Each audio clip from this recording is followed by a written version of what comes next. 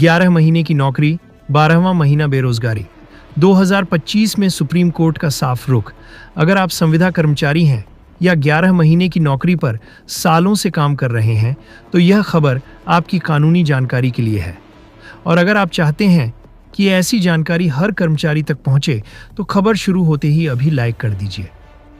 अब समझते हैं मुद्दे को भावना से नहीं, कानून की कसौटी पर।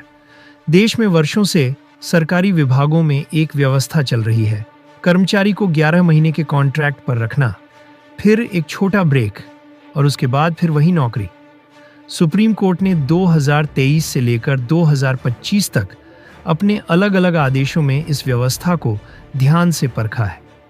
कोर्ट का पहला और सबसे अहम सिद्धांत काम की प्रकृति। कोर्ट ने कहा है, अगर काम स्थायी और नियमित है यानी साल भर चलता है तो कर्मचारी को सिर्फ कागजों में अस्थायी नहीं बनाया जा सकता। दूसरा महत्वपूर्ण बिंदु, आर्टिफिशियल ब्रेक यानी कृत्रिम ब्रेक। सुप्रीम कोर्ट ने माना है कि अगर कर्मचारी लगातार कई सालों तक वही काम कर रहा है और उसे हर साल कागजी ब्रेक दिया जाता है तो यह ब्रेक कानून की नज़र में संदेह के घेरे में आता है। तीसरी बात, राज्य सरकार की भूमिका। कोर्ट ने साफ कहा है कि सरकार कोई निजी कंपनी नहीं है।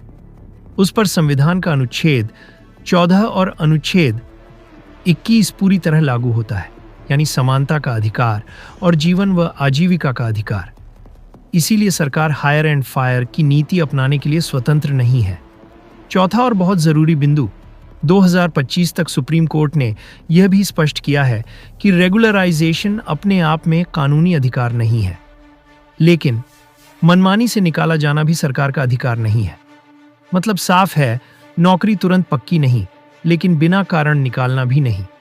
यही वजह है कि 11 महीने की नौकरी अपने आप में गलत नहीं, लेकिन उसी कर्मचारी से साल दर साल वही काम कराना और फिर सुरक्षा न देना कानूनी सवाल खड़े करता है। अब सवाल यह नहीं है कि सिस्टम क्या कहता है, सवाल यह है कि कर्मचारी अपने अधिकार जानता है या नहीं।